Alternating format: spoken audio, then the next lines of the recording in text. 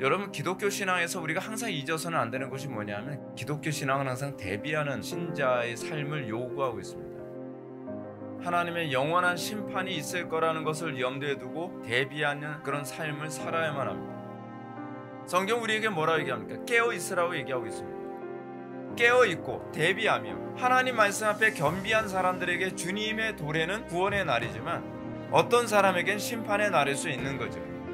주님이 재림하실 때 여러분들이 구원과 기쁨의 날이 될 것인지 정죄와 심판의 날이 될 것인지는 지금 현재 말씀에 대한 여러분들의 반응이에요.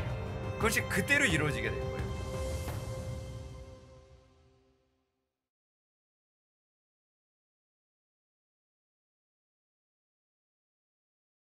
다 일어나셔서 하나님의 말씀을 들으시기 바랍니다.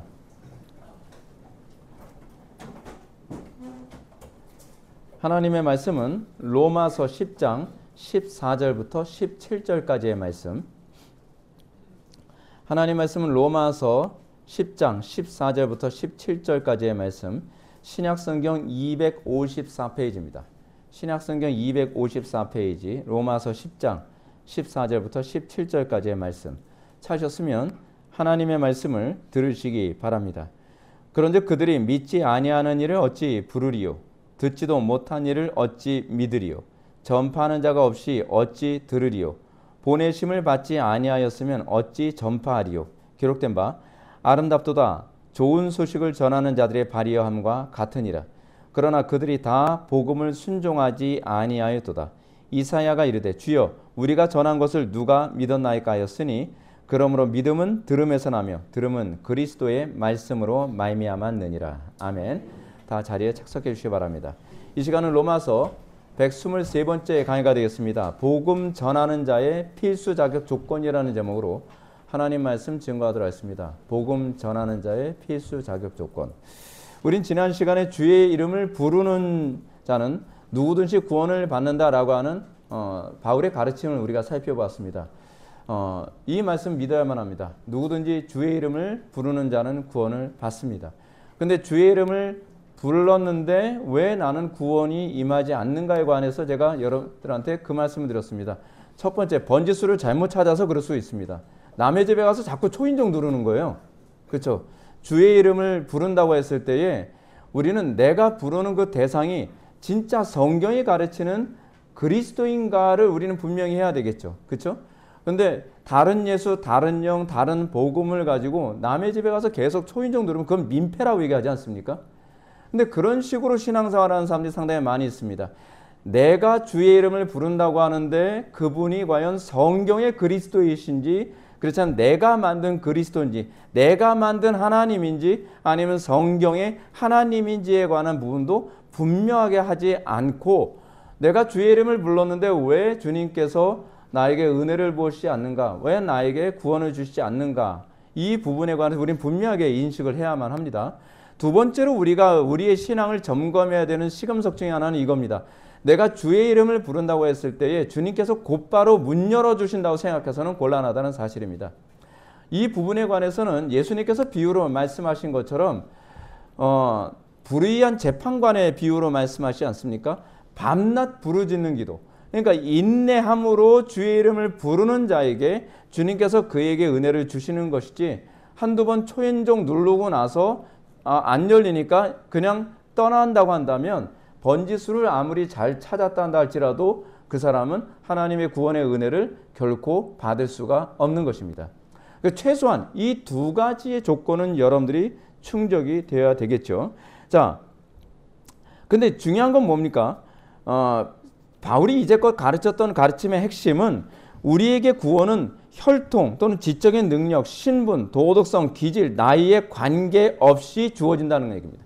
이것이 바로 주의 이름을 부르는 자들에겐 누구든지 누구에게나 주님께서 우리에게 구원을 주신다는 얘기입니다. 여기에는 여러분들이 얼마나 많이 배웠느냐, 여러분들이 얼마나 나이가 적으냐, 많으냐, 뭐 똑똑하냐, 여러분들이 어떤 신분이냐, 여러분들이 뭐 목사냐, 권사냐, 장로냐, 안수집사냐, 그건 상관이 없다는 겁니다.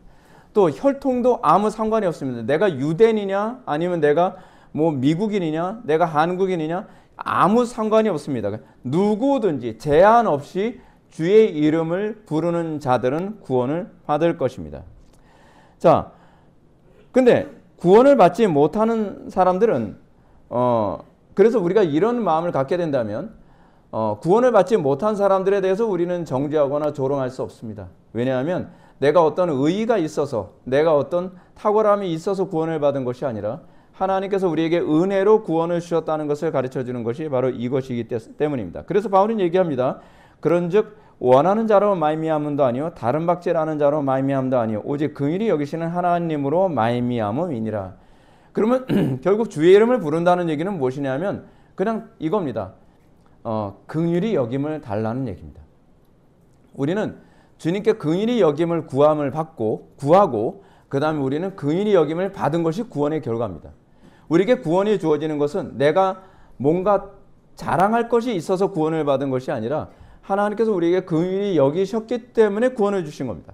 그래서 복음서에서 예수님께 구원을 요청하는 사람들을 보게 되면 다윗의 자손 예수의 나를 불쌍히 긍휼히 여겨 주시옵소서라고 구하는 것을 보게 됩니다. 구약적 개념하고 그대로 연결되어진 부분이죠.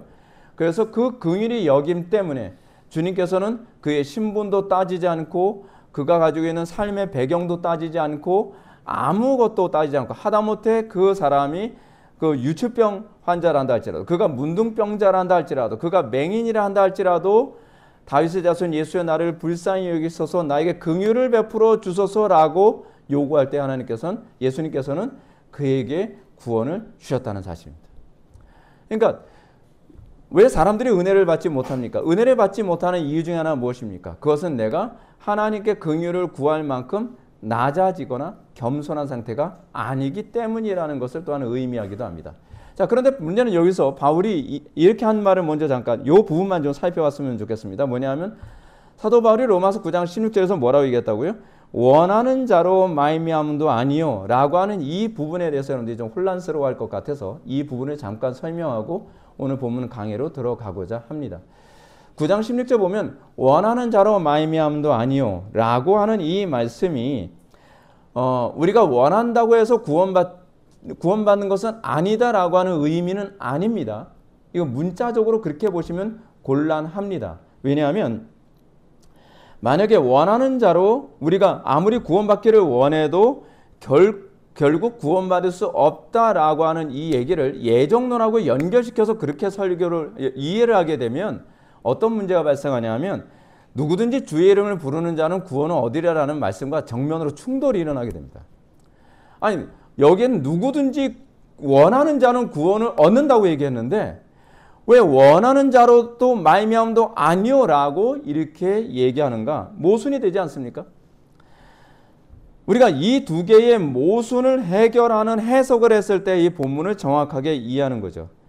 여기서 누구든지 주의 이름을 부르는 자는 한마디로 얘기해서 구원을 원하는 사람들은 하나님께서 아무도 거절하지 않고 그에게 구원을 주시겠다라고 말씀하신 것입니다. 이런 사실은 요한복음 6장 37절에서도 아주 명확하게 나타납니다. 이렇게 말씀하고 계시죠. 아버지께서 내게 주신 자는 다 내게로 올 것이요 내게 오는 자는 내가 결코 내쫓지 아니하리라. 우리가 정말 그리스도를 붙잡았을 때에 주님은 절대로 우리를 내쫓지 않습니다. 이 부분을 우리가 잘 보여주는 것이 복음서거든요. 복음서는 정말 주님께 구원을 추구하는 자에게 예수님께서 야 너 지금 네가 어디로 여기 오니? 넌 예정되지 않았어. 저리 가. 하지 않았다는 거예요. 예수님은 그가 신분이 어떤 사람이었는지 그가 어떤 질병의 상태에 있었는지 그가 어떤 모습을 가지고 있었는지에 관계없이 구원을 원하여 그리스도를 붙잡은 자들에게 주님께서 한 사람도 결코 내치거나 멀리하지 않으셨다는 것을 우리는 기억하셔야만 합니다. 그래서 청교도들은 이렇게 얘기합니다. 주님께 적극적으로 긍휼을 구한 사람 중에 단 한 사람도 거절당한 사람이 없습니다. 오늘 이 시간 여러분들이 예수님을 붙잡으십시오. 그러면 여러분들은 구원을 얻을 것입니다. 라고 이렇게 설교하기를 주저하지 않았습니다. 그렇다면 바울이 로마서 9장 16절에서 원한 자로 말미암음도 아니오라는 이 말씀이 의미하는 바는 무엇이겠습니까? 이 말씀은 인간은 전적으로 타락했기 때문에 궁극적으로 하나님을 나의 구원자로 추구하지 않는다는 얘기입니다. 우리의 본성은요, 사실 하나님을 나의 구원자로 추구하지 않습니다. 그럼에도 불구하고 하나님으로부터 오는 구원을 추구했는데 구원받지 못한 사람은 무엇입니까? 그건 뭐라 그랬죠? 제가요? 번지수를 잘못 찾은 사람이에요. 그러니까 나는 예수님을 정말 믿기 원하고 내가 구원받기 원했다고 얘기를 하는데 다른 예수를 사실은 추구했던 거죠. 다른 예수, 다른 영, 다른 복음을 추구하면서 남의 집 초인종만 계속 누르고 있었던 거예요. 그러니까 여러분들, 우리는 구원의 항상 핵심이 뭡니까? 내가 구원을 받기 위해서는 내가 믿는 바에 대한 대상부터가 분명해야 되는 것 아니겠습니까? 초인종을 누른다고 했을 때 초인종을 누르는 데 의미를 두지 마십시오. 그래서 제가 말씀드린 게 그거잖아요. 열심이 중요한 것이 아니라 어떤 열심이냐가 중요한 거잖아요. 초인종을 바르게 눌렀으면 그것은 우리에게 복이 되고 은혜가 되지만 초인종을 잘못 누르는 건 뭐예요? 그럼 민폐밖에는 아무것도 아니에요. 열심이 많으면 많을수록, 끈질기면 끈질길수록 그 민폐는 더 심각해지는 겁니다. 문제는 상당수의 많은 기독교인들이 나름대로 하나님 믿는다고 얘기하고 나름대로 예수를 믿는다고 하는데 문제는 그 예수가 다른 예수라는 게 문제인 거죠. 다른 예수, 다른 영, 다른 복음을 추구하면서 나 예수 믿는데 왜 나에게는 그런 구원이 주어지지 않습니까? 아니, 성경 거짓말 아닙니까? 누구든지 주의 이름을 부르는 자는 다 구원을 얻는다고 하는데 제가 주의 이름 얼마나 불렀고 제가 주님을 얼마나 붙잡았고 얼마나 제가 은혜를 구했는데요. 왜 나에게 이런 은혜를 주시지 않습니까? 하나님 안 계시나 보네요. 하나님 안 계신 것이 아니라 안 계시는 집에 초인종을 누른 거예요. 남의 집에 초인종을 눌렀으니까 문제가 거기에 있는 것 아니겠습니까? 첫 번째 문제는 그거죠. 두 번째는 무엇입니까? 우리가 주님께 주의 이름을 나름대로 정확한 신학을 가지고 그리고 성경의 근거를 가지고 우리가 주님을 찾았다고 하는데도 불구하고 왜 나에게는 그 구원이 주어지지 않습니까? 라고 했을 때 그것은 믿음으로 우리가 그분을 끝까지 구하는 태도를 취하지 않았을 때도 문제가 있는 겁니다. 믿음으로 하지 않은 것은 다 죄입니다. 여러분들이 바른 교리를 가지고 있다 한다 할지라도 한두 번 주의 이름을 부르고 나서 그냥 뭐 아닌가 보네. 그건 믿음이 아닌 거죠. 믿음이 나타나는 양태 중에 하나가 뭡니까? 끝까지 인내함 아닙니까? 그리고 믿음이 나타나는 양태가 뭡니까? 성경이 가르치는 대로 우리가 순종하며 그리스도를 붙잡는 겁니다. 내 생각, 내 방법, 내 자존심 그런 거 다 던져버리고 오로지 성경이 가르치는 대로 하나님의 말씀대로 우리가 주의 이름을 부를 때에 그에게 올바른 열매가 나타나게 될 것을 믿으시기 바랍니다.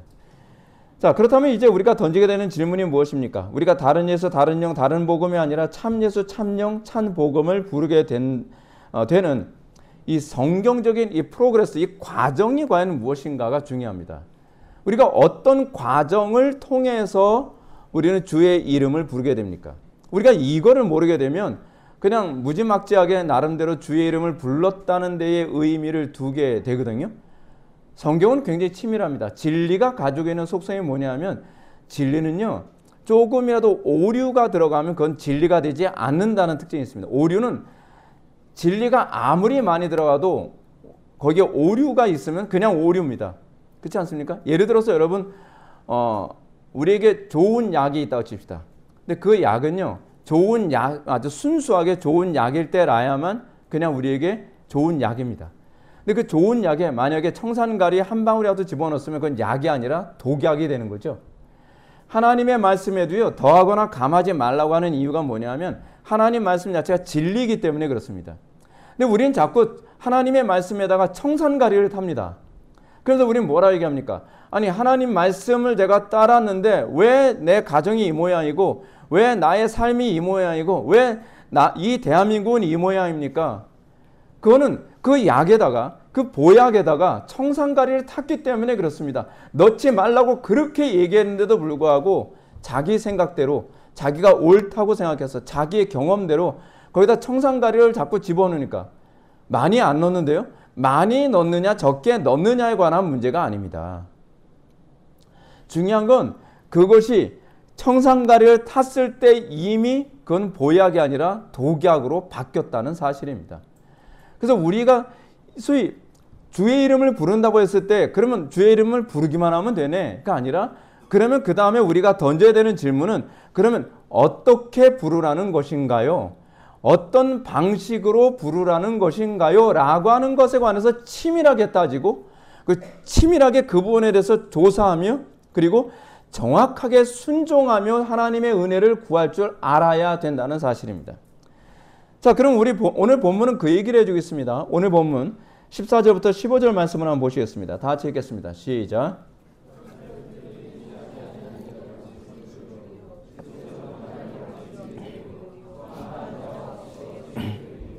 보내심을 받지 아니하였으면 어찌 전파하리요? 기록된 바 아름답도다 좋은 소식을 전한 자들의 발이여 함과 같으니라. 아멘. 제가 순서대로 본문을 읽지 않고 오늘은 14절과 15절 뒷부분을 먼저 읽었습니다. 그 이유가 있습니다. 좀 이따 제가 설명하고요. 지난 시간에 우리가 살펴봤던 말씀은 주의 이름을 부르는 믿음에 대한 부분이었죠. 주의 이름을 부르는 믿음에 관해서 우리가 지난 시간에 살펴봤다고 얘기한다면 제가 원래 처음에 설교 제목을 뭘로 했었냐면 주의 이름을 부르는 과정이라고 제목을 만들었다가 좀 더 조회수 잘 나오게 하기 위해서 제목을 제가 바꿨습니다. 이건 좋고요, 그냥. 자, 근데 하여간 좀 더 선명하게 하기 위해서 제가 이제 제목을 바꿨는데 주의 이름을 부르는 과정. 우리가 주의 이름을 부르는 믿음이 생겨지기 위해서는 그러면 어떤 과정을 통해서 그 믿음에 도달하게 되는가? 그 부분에 관해서 바울은 아주 치밀하게 본문으로 우리에게 얘기해 주고 있습니다. 이것은 우리가 나름대로 주의 이름을 부른다고 하지만 성경적인 열매가 나타나지 아니함으로 말미암아 안타까워하는 사람들에게 아주 중요한 소스로 제공해 주게 될 것입니다. 결론부터 말한다고 하면 주의 이름을 부르는 과정의 핵심은 이겁니다. 이걸 이제 앞으로 제가 강해 설교를 이거로 제가 몇 번을 설교하게 될 텐데 오늘 살펴보게 된 공인된 전도자가 가장 중요한 첫 번째 소스입니다. 공인된 전도자의 선포, 공인된 전도자, 그 다음에 선포, 들음, 믿음, 그리고 마지막으로 주의 이름을 부름이라고 하는 이 과정으로 가게 되는 겁니다. 첫 번째가 뭐라고요? 공인된 전도자입니다. 저는 이 부분은 이제 순차적으로 강의를 하게 될 겁니다. 오늘 우리가 살펴보게 되는 것은 공인된 전도자에 관해서 우리가 살펴보게 되는 거죠. 그럼 가장 첫 번째로 우리가 관심을 가져야 될 공인된 전도자는 과연 어떤 존재입니까? 15절 말씀을 보시면 이렇습니다. 보내심을 받지 아니하였으면 어찌 전파하리요? 기록된 바 아름답도다 좋은 소식을 전하는 자의 발이요 함과 같으니라. 여러분, 왜 우리는 설교를 들으면서도 변화되는 일이 별로 없습니까? 우리는 왜 매주마다 상당수의 교회 안에서 나타나는 부분 중에 하나가 그겁니다. 매주마다 벌써 제가 교회를 수십 년을 다녔는데 왜 나는 설교 들으면서 변하지 않습니까? 변하지 않는 중요한 이유 중에 하나는 내가 하나님의 말씀을 받아들일 수 있을 만큼 겸손한가에 관한 부분에서 먼저 점검을 해야 되는 것이고요. 근데 그것과 아울러서 같이 점검해야 될 부분이 있는데 그것은 뭐냐면 그 설교자는 과연 하나님 앞에서 공인된 설교자인가에 관한 문제입니다. 이 문제는 교회에서 항상 중요한 문제였고 하나님께서 보내신 자가 아님에도 불구하고 자칭 또는 세상에서 인정하는 전도자로서 또는 설교자로서의 설교를 하는 것이 많은 사람들로 하여금 영혼을 심각한 혼탁함 가운데 혼란 가운데 빠지게 만들었다는 것이 바울이 여기서 얘기하고자 하는 중요한 핵심입니다. 그래서 우리가 주의 이름을 부름으로 믿음이 들어가는 과정에 있어서 가장 중요한 것은 전파하는 자의 문제라는 것이죠. 성경에서 진리를 전파하는 자의 문제는 매우 중요하게 다루는 부분입니다. 아무나 동일한 내용을 전달한다고 해서 동일한 결과가 나오는 게 아닙니다. 마치 이런 것 똑같죠. 어떤 유명한 교회의 목사님이 설교를 했어요. 근데 그 유명한 목사님 설교를 그대로 카피를 해가지고 교인들한테 똑같은 설교를 했다고 해서 똑같은 열매와 똑같은 결과가 나올까요? 예를 든다면 제가 조나단 에드워즈의 설교를 그대로 카피해서 제가 설교를 하면 조나단 에드워즈 때처럼 똑같은 열매가 나오겠습니까? 아니죠. 아닙니다. 한 번은 이런 적이 따릅니다. 어떤 목사님이 아주 유명한 목사님의 설교를 카피해서 그거로 그냥 토시 하나 안 틀리고 똑같이 설교를 했대요. 근데 설교를 마치고 나서 교인들한테 불평이 쏟아지기 시작했습니다. 뭐냐면 목사님 설교가 진짜 너무 듣기가 힘들었습니다. 설교 왜 그 모양입니까? 막 그러니까 그 목사님이 화가 나서 이렇게 말씀하셨다는 거죠. 여러분, 이 설교가 어떤 설교인지 아십니까?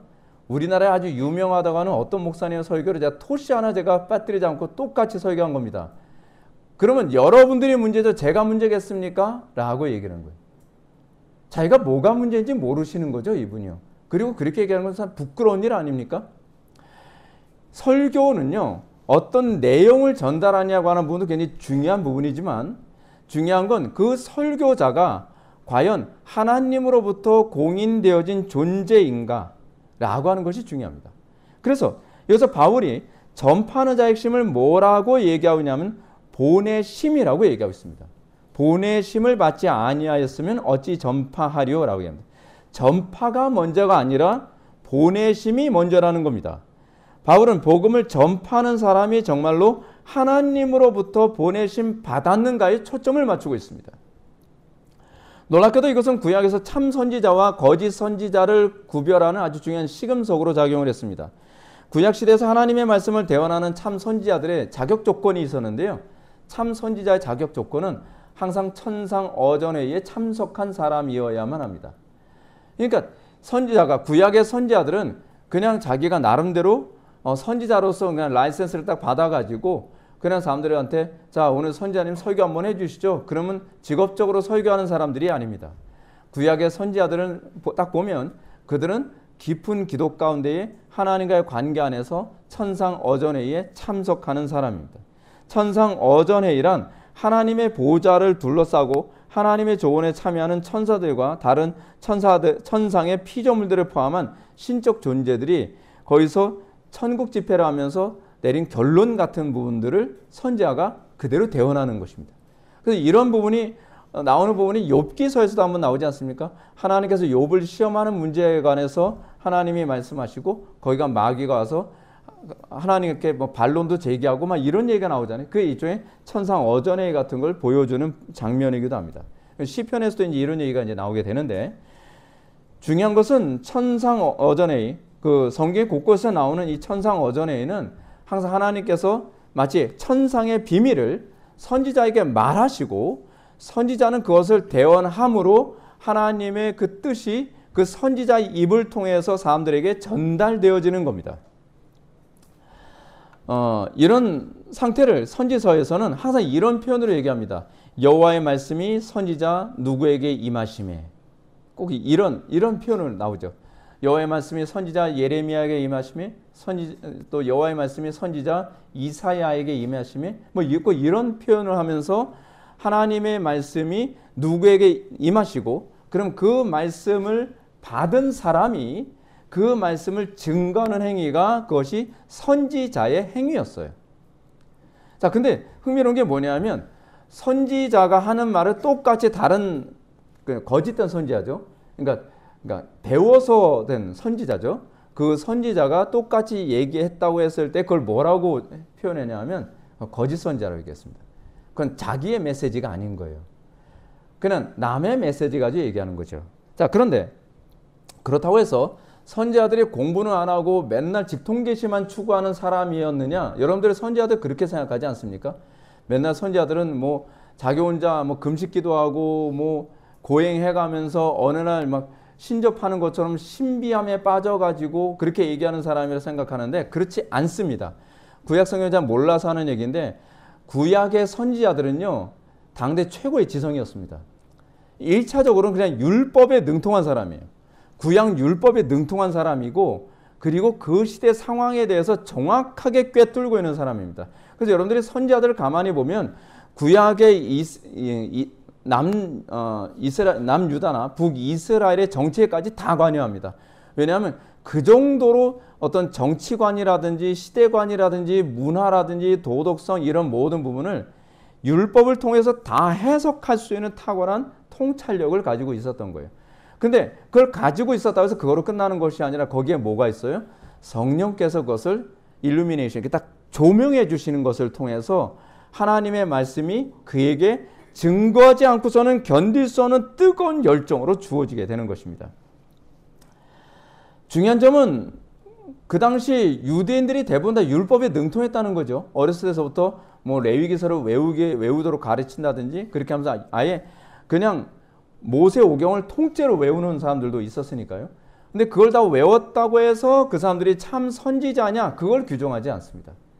그걸 기반으로 해서 그 올바른 율법과 올바른 신학을 기반으로 해서 하나님께서 그에게 조명해 주시고 그에게 말하게 하실 때에 그를 뭐라고 얘기해요? 그래서 대언자라고 얘기하는 겁니다. 대언자. 참 선지자와 거짓 선지자를 구별하는 시금석은 바로 여기에 있습니다. 그가 얼마나 정확한 율법적 지식을 가지고 있느냐에 관한 문제가 아니라 그건 기본이고요. 정확한 율법적 지식을 가지고 있는 건 기본인데 거기에 그 지식을 전하도록 하나님으로부터 보냄받은 그 증거가 있느냐에 관한 문제입니다. 예레미야서를 보면 거짓 선지자들은 하나님의 보내심 받은 영적 강권함이 없이 자기 생각, 자기 지식, 자기 감정으로 하나님의 말씀을 전하는 사람들이었습니다.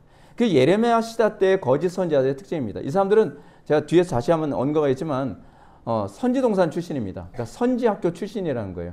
그러니까 선지자를 신학교에서 키워서 이게 배출해낸 선지자들이 그 당시에 많이 나왔거든요.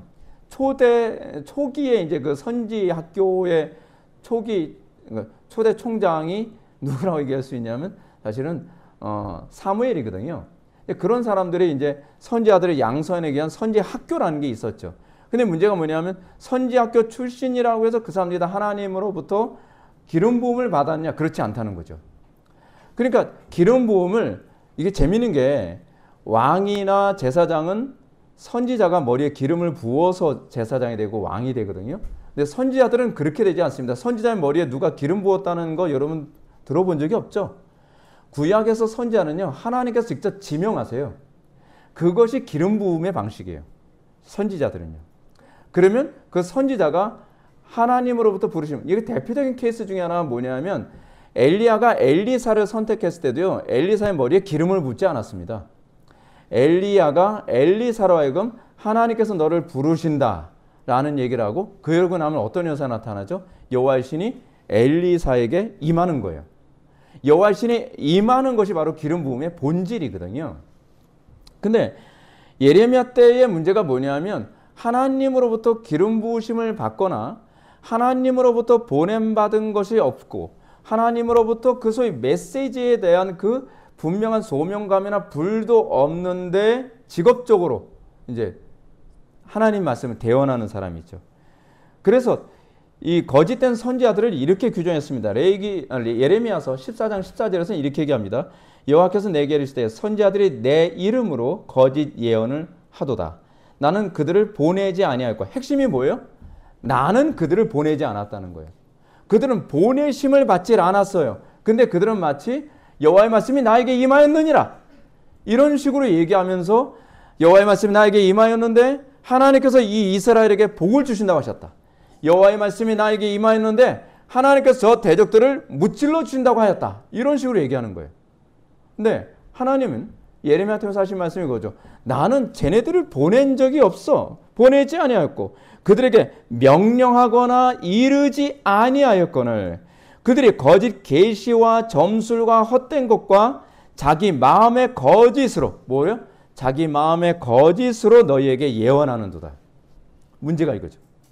자기의 마음에 있는 걸 하나님의 말씀으로 둔갑을 시켜서 이것을 하나님의 것인 것처럼 사람들을 현혹하고 있는 거죠. 그것이 거짓 예언자들의 특징이죠. 거짓 선지자들의 특징입니다. 예레미야서 23장 21절을 보면 하나님은 이 선지자들은 내가 보내지 아니하였어도 또 얘기해 나와요. 내가 보내지 아니하였어도 보내질 않았어요. 그런데도 어떻게 해요? 다름질하며 내가 그들에게 이르지도 아니하였어도 예언하였은지라고 합니다. 이들의 문제가 뭡니까? 하나님께서 보내신 적도 없고 하나님께서 그들에게 말씀을 주신 적도 없는데 그들은 열심히 엄청나게 활동을 많이 해요. 그래서 다름질한다라고 얘기하잖아요. 열정적입니다. 헌신적입니다. 굉장히 활동도 많이 합니다. 그리고 하나님께서는 그들에게 대언하도록 말씀을 주시도 않았는데 그들은 여기저기서 여호와의 이름을 팔죠. 주님의 이름으로 여호와의 이름으로 계속 대언합니다. 여호와께서 말씀하시기를 하나님께서 너희에게 복 주시기로 하셨다. 여호와께서 말씀하시기를 나에게 말 안 되면 저주를 받는다고 하더라. 여호와께서 말씀하시기를 하나님의 이름을 함부로 도용을 해요. 이건 출애굽기 32장에 나오는 황금송아지 사건하고 거의 같은 개념입니다. 이들의 심령 속에 여호와의 말씀을 대언할 신분적 보내심 받음이 전혀 없습니다. 신약에서 바리새인들이나 율법사들에 대해서 예수님께서 그토록 질타하신 이유가 뭔지 아십니까? 그들은요, 성경의 지식이나 신학은 굉장히 풍부한데 문제는 뭐냐면 하나님의 심정을 가지고 있질 않아요. 눈앞에 그리스도를 두고서도 그리스도조차도 분별할 줄 몰라요. 아니, 메시아가 눈앞에 와 있잖아요. 그러니까 예수님께서 뭐라고 말씀하십니까? 너희들은 그러니까 맹인이다. 왜 맹인이라는 겁니까? 눈앞에 메시아를 두고서도 메시아인지를 못 알아보는 거예요. 그러니까 이 부분을 풍자적으로 예수님께서 보여주시기 위해서 어떤 사건이 있었죠? 맹인의 눈을 고치셨죠.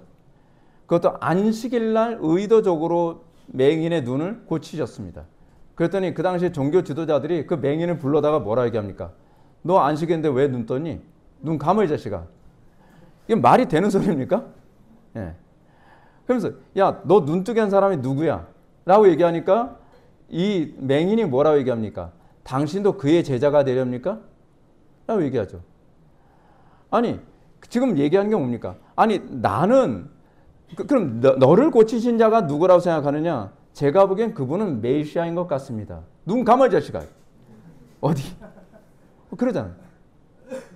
그러니까 문제는 뭐냐면 맹인은 보이지 않았던 이 맹인은요, 그리스도를 보고 신학적 지식도 별로 없었고 성경 지식도 별로 없었지 모르지만 그는 메시아를 보면서 한 번에 알아봤죠. 근데 이 종교 지도자들은 어떻습니까? 내가 신학도 많이 알고 성경도 달달달 외운다고 얘기하는데 정작 메시아를 눈앞에 보고서도 그가 메시아인지조차도 볼 줄 모르죠. 그러니까 예수님께서 말씀하신 게 뭡니까? 맹인이라는 겁니다. 맹인. 그래서 맹인이라면서 뭐래요? 니네들은 맹인인데 맹인을 인도하는 맹인이다라고 얘기합니다. 자기도 구덩이에 빠지고 남들도 구덩이에 빠뜨리는 아주 사악한 맹인이라고 얘기하고 계신 거죠. 아모스 7장을 보면 아모스 선지자는 당대 가장 유명한 거짓 선지자 아마샤와 이제 대립하는 장면이 나옵니다. 아주 중요한 사건이었죠. 아마샤는 그 왕의 직속 선지자로서 당대 최고의 권력을 누리는 사람이었습니다. 근데 아마샤가 아모스의 예언에 대해서 굉장히 불쾌하게 생각을 했습니다. 그 첫 번째 이유는 아모스가 이스라엘에 대해서 굉장히 부정적인 예언을 했거든요. 그게 첫 번째. 아모스의 그 같은 아식길이 이렇게 나오면 안 되는데 자꾸 그런 거예요. 두 번째 이유는 아모스의 예언이 자신의 예언, 이 아마샤 예언과 완전히 다르니까 이게 또 굉장히 불편한 겁니다. 왜냐하면 정반대 예언했다면 한쪽은 참 선지자고 한쪽은 거짓 선지자라고 하는 결과를 도출하는 거잖아요. 그러면 이제 이런 거죠. 저놈이 맞았다라고 한다면 나는 틀린 게 돼버리니까 어떻게 하든지 저놈은 틀린 사람이 돼야 되고 어떻게 하든지 저 사람은 거짓 선지자가 되어야만 내가 참 선지자가 되는 거예요. 그러니까 이 아마샤가 아모스를 미워할 수밖에 없는 그런 구도가 돼버린 겁니다. 이렇게 두 선지자가 대립하는 상황에서 사람들의 지지는 어느 쪽으로 더 많이 기울어졌을 것 같습니까? 아모스였을 것 같습니까? 아마샤였을 것입니까? 이게 이름이 비슷하죠? 예. 누구였을까요? 예. 아마샤가 더 인기가 많았죠. 왜 아마샤 인기가 인기가 많았을까요? 첫 번째는 이렇습니다. 아모스의 예언이 사람들이 듣고 싶어하는 예언이 아니에요. 왜냐하면 이 아모스의 예언은 뭐냐면 이스라엘의 멸망과 왕의 죽음을 예언했거든요. 그러니까 누가 아모스의 예언을 달갑게 느꼈습니까? 예를 들어서 교회 안에서 어떤 목사님이 정말 하나님께 딱 붙잡힌 바 돼가지고서 이 대한민국이 망할 것이고 그리고 대통령은 뭐 살해당해 죽게 될 것이다 라고 한다면 누가 그 설교 달갑게 생각하겠습니까? 우리는 본능적으로 그렇죠. 만약에 하나님으로부터 왔다고 하더라도 우리는 인정하고 싶지가 않죠. 왜냐하면 비극적인 현실을 맞이해야 되니까. 근데 아모스의 예언은 그런 예언이었어요. 근데 아마샤의 예언은 어떤 예언이었느냐? 대중들이 정말 듣고 싶은 예언이었습니다. 그러니까 아모스의 예언에 대해서 다시 한번 제가 말씀드릴게요. 아모스의 예언은 여로보암은 칼에 죽을 것이며 북이스라엘은 망하리라 라고 이렇게 예언했단 말이에요. 아마샤는 뭐라 얘기하냐면 왕의 왕권은 든든할 것이며 북이스라엘은 계속 번영할 것입니다 라고 이렇게 예언하니까 당연히 사람들은 아마샤를 지지할 수밖에 없겠죠. 이게 거짓 예언이 가지고 있는 또 다른 특징이 뭐죠? 사람들이 듣고 싶은 얘기라는 거. 사람들의 가련기를 긁어주는 거. 두 번째로 아마샤가 아모스보다 더 신뢰를 받았던 이유는 아모스는 선지자가 그 아모스 선지자는 이 소위 선지자를 배출하는 정식 선지학교 출신이에요. 그러니까 선지학교 출신이니까 요즘 식으로 따지면 어떻게 해요? 정식 신학교에서 라이센스를 받고 그리고 그렇게 해서 큰 교단에서 이렇게 목회하는 사람이라 이렇게 보면 이해가 쉽죠. 그런 거예요. 근데 아모스는 어때요? 아모스는 라이센스고 나발이고 없어요. 아모스 너 출신 어디냐? 뽕나무. 나무도 별로 이렇게 신뢰가 안 가는 나무예요. 뽕나무를 재배하는 목자 출신으로 어느 날 여호와의 부르심을 받아 선지자가 된 사람이에요. 반면에 아마샤는 선지자가 되는 선지학교 정규 출신. 거기다가 그는 인맥을 통해서 지금 위치가 어때요? 왕의 선지자예요. 그러면 여러분들 여러분 어디서 듣보잡이라고 있잖아요. 듣보잡이 어느 날 예언했는데 하나님 말씀 대언한다고 예언한 것에 여러분들 신뢰하겠습니까? 아니면 대형교회 막 한 5만 명 정도 모이는 무슨 어떤 유명한 교회의 담임 목사님이 얘기하는 쪽을 여러분들 더 신뢰하겠습니까? 이건 뭐 안 물어봐도 분명하지 않습니까? 이런 상황이다 보니까 당연히 사람들이 아모스의 예언보다는 아마샤의 예언에 더 사람들이 반응할 수밖에 없었던 거죠. 자, 근데 이런 상황은 마치 뭐하고 똑같냐면 여러분 로이드 존스가 신학교 출신이 아니거든요. 로이드 존스는 신학교 문턱도 가본 적이 없습니다. 그러니까 로이드 존스 박사라고 자꾸 부르는 이유가 뭐냐면 그게 의사기 때문에 그렇습니다. 그래서 닥터 로이드 존스라고 부르는 거예요. 목사라는 표현을 잘 안 쓰죠. 그래서 로이드 존스 박사. 왜냐하면 이분이 왕실 주치의이다 보니까 주로 이제 그런 식으로 사람들이 많이 불렀습니다. 로이드 존스 목사님도 신학교 출신 아니고요. 스펄전도 신학교 출신 아니었고요. 버년도 신학교 출신이 아니었습니다. 교회사 안에서 굉장히 위대한 설교자 중에 그 우리가 아는 분들 중에 상당수가 신학교에 문턱도 가보지 않았는데도 불구하고 탁월하게 설교했던 사람들이 굉장히 많이 있었거든요. 근데 그런 케이스인 거예요. 이 아모스 같은 경우에는. 그러나 이렇게 성경적으로 볼 때 정통성은요. 사람이 규정하는 게 아닙니다. 정통성이라고 하는 것은 하나님이 규정하는 것이에요. 하나님께서 그를 보내셨는가? 하나님께서 그를 참 선지자로 규정하고 있느냐가 중요한 문제지 않습니까? 물론 하나님은 이 과정을 사용하십니다. 여러분들도 이렇게 얘기하게 되면 그러면 정규 신학교 과정 나온 사람들은 다 거짓 선지하구나. 다 쓸모없구나. 저건 뭐 그냥 배워서 그냥 직업적으로 목회하는 사람이구나. 그 얘기가 아닙니다. 여기서 좀 균형을 잘 잡으셔야 돼요. 또 이렇게 얘기를 끝나고 나면 이제는 뭐 신학교 안 가도 다 뭐 그냥 직통계시로 뭐 예언하면 된다. 자꾸 그렇게 생각을 하는데 여기서 말하고자 하는 핵심이 뭐냐면 정규 신학 과정을 공부하는 것이 절대적이지는 않다라고 얘기하는 겁니다. 제가 왜 이렇게 말씀드리냐면 구약에서 선지학교 출신이 왕 앞에서 정확하게 목숨 걸고 예언했던 사람들이 상당히 많아요.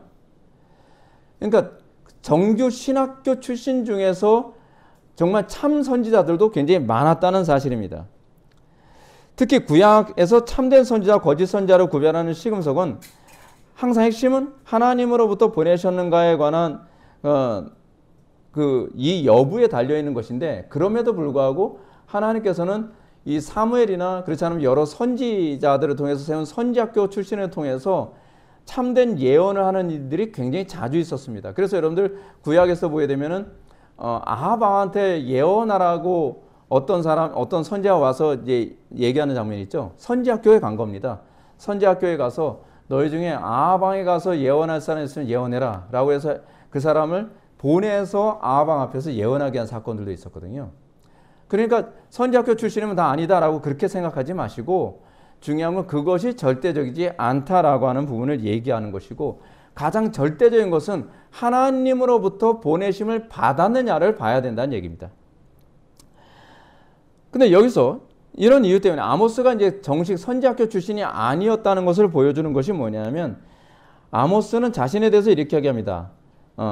이제 아마샤가 다시는 베델에서 예언하지 말라라고 하니까 아모스가 이렇게 얘기합니다. 아모스가 아마샤에게 대답하여 이르되 나는 선지자가 아니며 선지자 아들도 아니라 나는 목자여 뽕나무를 재배하는 자로서 양떼를 따를 때에 여호와께서 나를 데려다가 여호와께서 내게 이르시기를 가서 내 백성 이스라엘에게 예언하라 하셨나니 라고 얘기합니다.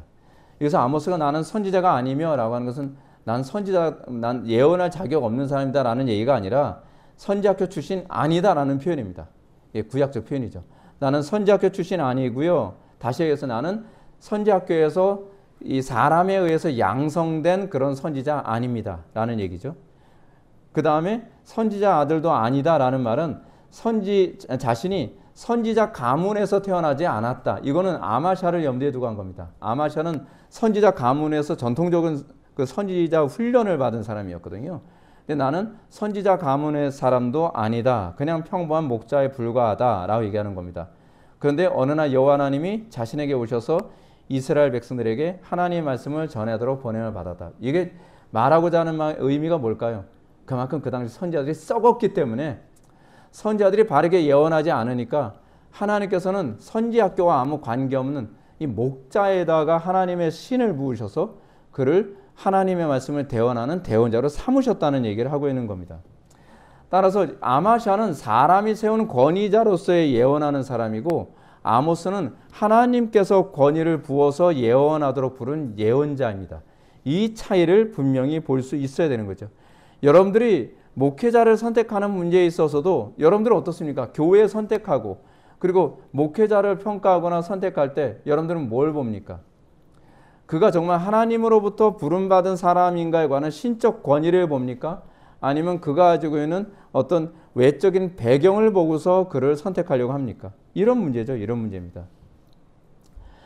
우리가 여기서 분명히 알아야 되는 핵심은 교회 안에서 주의 이름을 부르는 자가 많이 나타나도록 하기 위해 염두에 둬야 될 것이 무엇인가에 관한 문제입니다. 이 얘기를 하기 위해서 제가 이렇게 길게 얘기를 했는데, 오늘날 왜 한국교회 안에서는 회심자가 그토록 나타나지 않는가? 오늘날 왜 한국교회 안에서는 주의 이름을 부르는 자들이 그토록 찾아보기가 어려운가? 중요한 것이 뭐냐 하면 주의 이름을 부르는 자가 잘 나타나지 않는 문제는 뭐냐 하면 보내심을 받은 자를 통해서 복음이 선포되어져야 한다는 사실입니다. 이것이 가장 기본이고 이것이 가장 기초적인 문제입니다. 하나님을 만난 적이 없는 사람이 강단에서 지식만 가지고 하나님을 전한다는 것, 이거 심각한 문제 아니겠습니까? 아니, 하나님을 만난 적도 없는 천상 어전회에도 참석하지 않은 사람이 자기가 선지자라고 하는 라이센스를 받았으니까 내가 얘기하는 건 다 이루어질 것이다 라고 얘기하는 건 이거는 잘못 알고 있는 거죠.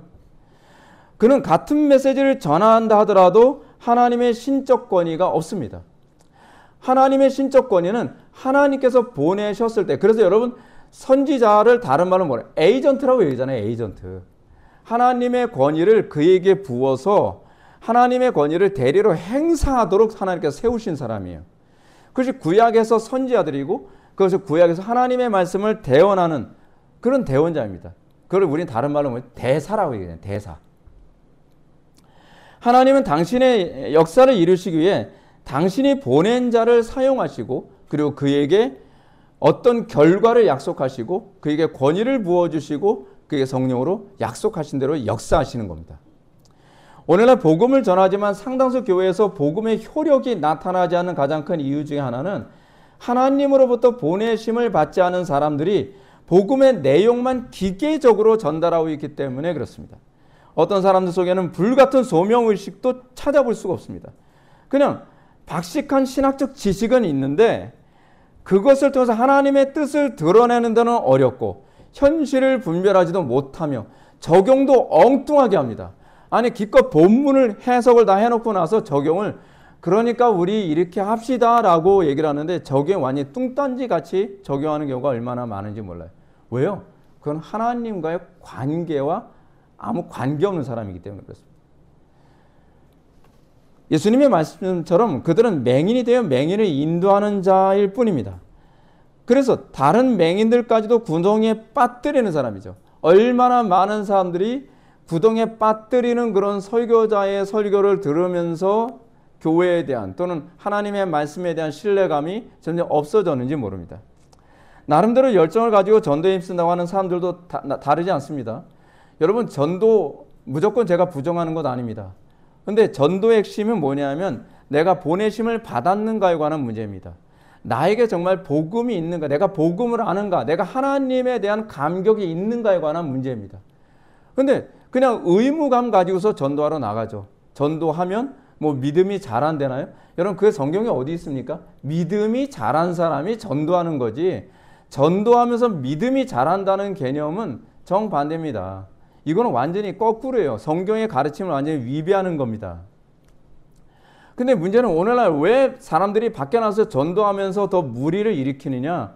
하나님을 모르는 사람이 하나님을 아는 것처럼 얘기하는 거예요. 하나님으로부터 보내심을 받지 않은 사람이 보냄 받은 것처럼 얘기하는 거예요. 내 속에는 복음의 감격이 없는데 그냥 의무적으로 전도를 해서 한 명이라도 예배당에 더 많이 끌어당겨야 된다고 생각합니다. 전도란 말 그대로 전할 도가 있어야 그것이 전도가 되는 겁니다. 근데 내 속에 전할 도가 없어요. 내가 하나님을 만난 것에 대한 흥분도 없고 복음에 대한 흥분도 없고 내가 정말 목에 칼이 들어오더라도 꼭 전하고 싶다라고 하는 것도 없는데 그냥 예수 천당 불신종만 외치면 다 구원 받는 것처럼 생각하고 있는, 하나님을 완전히 기계적으로 이해하는 사람들의 문제가 바로 거기에 있는 거죠. 우리는 과연 복음을 전할 때 다른 사람들한테 복음을 전하고자 하는, 전하지 않고서는 견딜 수 없는 불이 있습니까? 마치 예레미야처럼, 예레미야가 뭐라고 얘기해요? 내가 복음을 전하지 않으면 내게 내 마음속에 불 붙는 듯하여 내가 복음을 전하지 않고서는 견딜 수 없었도다. 우리에게 그게 있냔 말이에요. 선지자들에게 그게 있었어요. 그래서 목숨 걸고 복음을 전한 거였거든요. 어느 보수적인 주석은 전도에 대해서 이렇게 얘기합니다. 보내심을 받은 자의 메시지는 그 자신이 아니라 보내는 자에 의해서 주어진다. 그러니까 설교자의 설교 메시지는 설교자에 의해서 주어지는 것이 아니라 보내시는 자에 의해서 그의 입술에 하나님의 말씀이 담겨지고 설교자는 하나님의 말씀을 대언함으로써 자기의 사명을 감당하는 겁니다. 그런데 하나님께서 그에게 아무런 복음을 주시지 않았는데, 아무런 메시지도 그에게 주어지지 않았는데 자기 생각대로 자기의 메시지를 전달하면서 영혼들을 실족시키는 거죠. 존 머레이 교수는 이렇게 얘기합니다. 말씀을 전파하는 사람들은 그리스도의 대변자이며 그리스도께서 안수한 사람만이 그런 임무를 수행할 수 있다. 사람이 안수하는 것이 아니라 그리스도께서 안수한 사람을 통해 그 임무가 수행된다는 겁니다. 오늘날 전도의 효력이 나타나지 않는 가장 중요한 이유는, 혹은 복음을 전해도 주의 이름을 부르는 자들이 잘 나타나지 않는 이유는 세상이 악하기 때문이 아닙니다. 세상은 예나 지금이나 항상 악했습니다.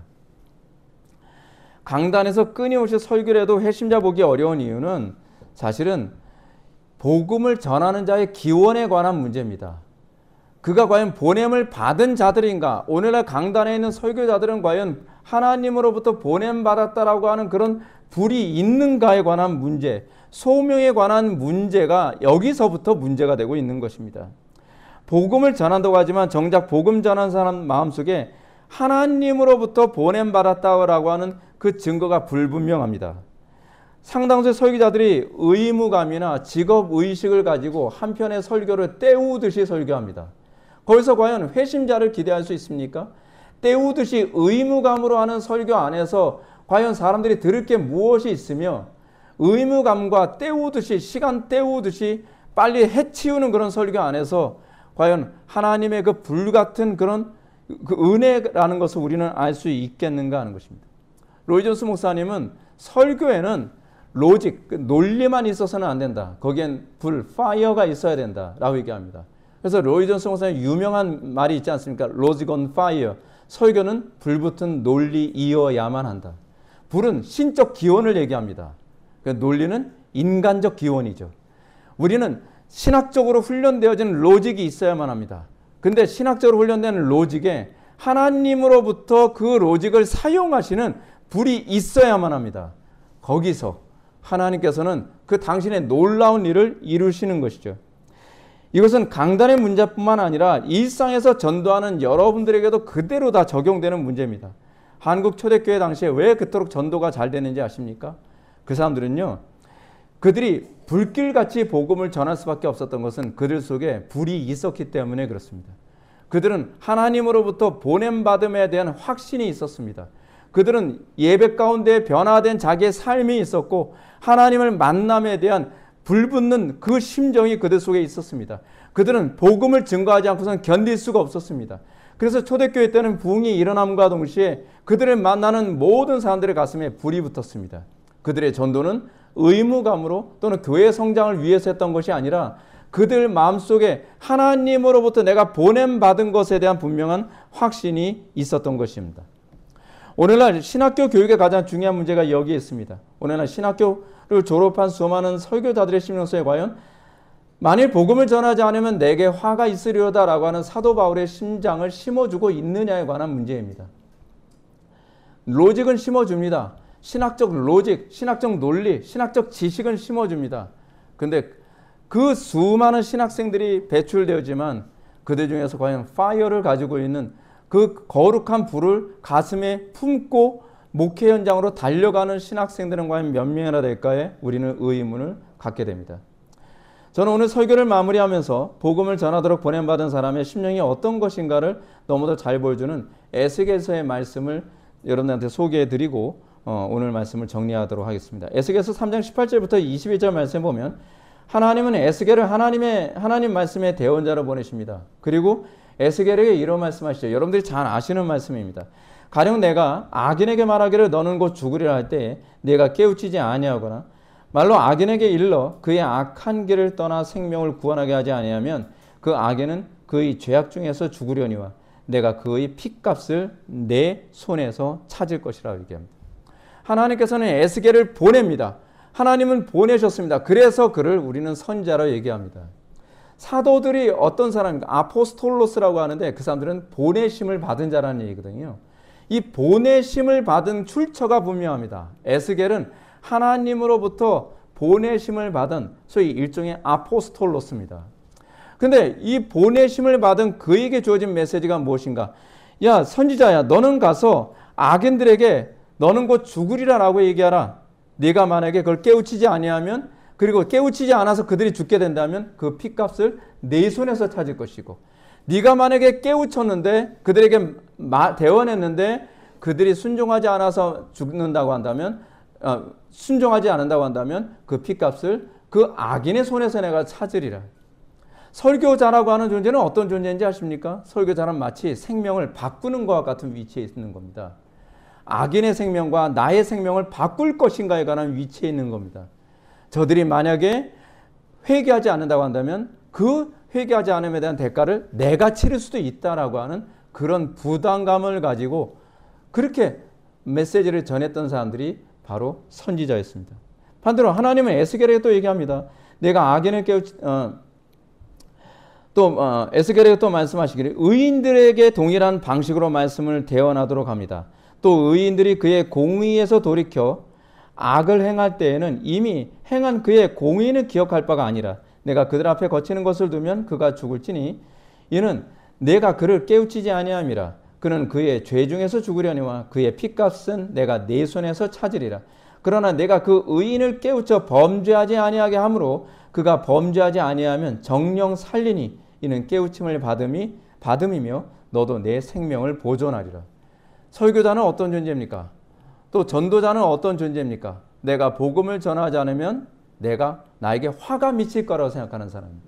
내가 복음을 전하지 않아서 악인들이 멸망한다고 한다면 그 핏값이 나에게서 찾아지게 될 문제이고, 내가 복음을 증거하였으나 그들이 회개하지 아니하면 하나님께서는 핏값을 그들 손에서 찾되 나의 생명은 보존되리라 라고 하는 그런 절박감과 치열함과 생존 본능과 관련되어진 그런 태도와 열정을 가지고 복음을 전하는 사람입니다.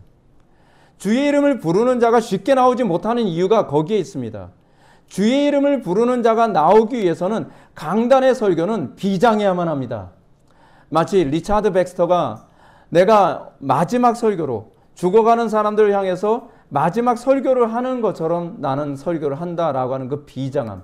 이것은 에스겔서에서 하나님께서 선지자 에스겔에게 복음 증거에 대한 책임과 의무감을 지워줬던 것과 같은 그런 태도를 우리는 알 수 있습니다. 우리나라 작금의 상황은 굉장히 심각합니다. 대한민국 상황 안에서 우리는 우리의 언어와 우리의 표현이 하나씩 하나씩 통제돼 가고 있는 사회 가운데 있죠. 우리는 우리 주변 사람들에게 복음을 증거합니다. 복음 증거할 때 사람들이 뭐라 얘기합니까? 야, 너는 어떻게 다른 종교에 대해서는 포용적이어야 되는 거 아니야? 너는 다른 동성애자든지 뭐 그런 사람들에게 좀 포용적이어야 되는 것 아니야? 라고 모든 것에 대해서 진리대로 얘기하는 것에 심각한 저항감을 느끼고 있는 시대에 우리가 살고 있지 않습니까? 그런 시대에 우리가 과연 입을 다무는 것이 옳겠습니까? 우리가 진리를 가지고 있다고 한다면 우리는 이 거짓으로 끊임없이 진리를 은폐시키고 짓밟아서 더 이상 진리를 말하지 못하게 만드는 이 시대에 우리는 명확하게 하나님의 말씀을 대언할 수 있어야만 합니다. 한국교회를 깨워야만 합니다. 그리고 우리 주변에 우리가 만나는 사람들에게 그들이 불편해하든 그들이 좋아하든 관계없이 우리는 그들에게 하나님의 말씀을 대언하고 진리를 대언함으로 그들로 하여금 악한 길에서 떠나도록 돕는 것이 그것이 사랑입니다. 우리는 사랑이 무엇이라고 지금 오해받고 있는 시대에 살고 있습니까?